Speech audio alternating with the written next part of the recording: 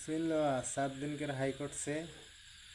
जाना नहीं है 7 दिन भीतर सरकारी माटी में जे बैठे होशियार थका दे